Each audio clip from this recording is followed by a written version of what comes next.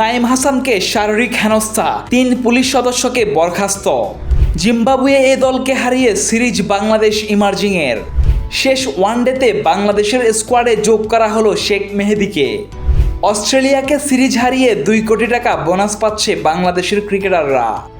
অভিষেকে কাউন্টি রাঙালেন বাংলাদেশের হাসান মাহমুদ। সারাদিনে ঘটে যাওয়া ক্রিকেটের দেশি বিদেশি খবরগুলো এক নজরে দেখে নেওয়া যাক।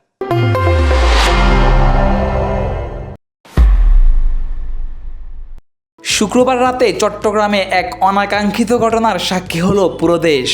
জাতীয় দলের ক্রিকেটার নাইম হাসানকে শারীরিকভাবে হেনস্থা করেছে পুলিশের সদস্যরা। চেকিংয়ের নামে এমন কর্মকাণ্ডে অবাক পুরো দেশ। এই ঘটনায় জড়িত পুলিশ সদস্যদের শাস্তি চেয়ে সরব হয়েছে বাংলাদেশ দলের ক্রিকেটাররা। সামাজিক যোগাযোগ মাধ্যমে দিয়েছে পোস্ট। পরে অবশ্য জানা গেছে 3 পুলিশ সদস্যকে সাময়িক বরখাস্ত করেছে চট্টগ্রাম মেট্রোপলিটন পুলিশ।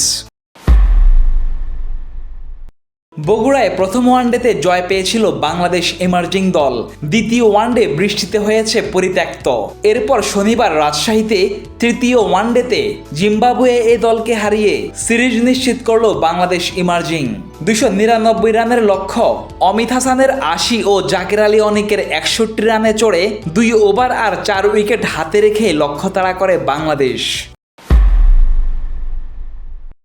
অস্ট্রেলিয়ার বিপক্ষে দ্বিতীয় ওয়ানডেতে জিতে সিরিজ নিশ্চিত করা ম্যাচে মাথায় আঘাত পান বাংলাদেশের নিয়মিত অধিনায়ক মেহেদী হাসান মিরাজ।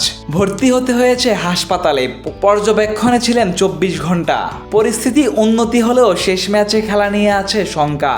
তাই তো শেষ ম্যাচের আগে বাংলাদেশ দলে যোগ করা হয়েছে অলরাউন্ডার শেখ মেহেদী হাসানকে। 15 বছর পর দ্বিপাক্ষিক ওয়ানডে সিরিজ খেলতে নেমেছিল বাংলাদেশ ও অস্ট্রেলিয়া। আর তাতেই 21 বছর পর বাংলাদেশ পেয়েছে অস্ট্রেলিয়ার বিপক্ষে দ্বিতীয় জয়।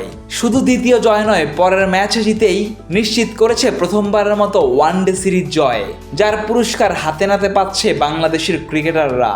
যুব ও ক্রীড়া মন্ত্রণালয় ইতোমধ্যে ঘোষণা করেছে 2 কোটি টাকা বোনাস। সাকিব আল হাসানের পর দ্বিতীয় বাংলাদেশি হিসেবে কাউন্টি চ্যাম্পিয়নশিপে নাম লেখালেন হাসান মাহমুদ। কেন্টের জার্সিতে ল্যাঙ্কাশায়ারের বিপক্ষে অভিষেক হয়ে গেল টাইগার পেসারের। প্রথম ইনিংসে নিলেন 6 ওভার বল করে 32 রানে 3 উইকেট। প্রতিপক্ষও অল আউট হয়ে গেল মাত্র 87 রানে। তাই বলাই যায় অভিষেকটা দারুণভাবেই রাঙালেন বাংলাদেশের Hasan Mahmud. Facebook, Twitter, YouTube সহ সামাজিক যোগাযোগ মাধ্যমে আমাদের ফলো করুন।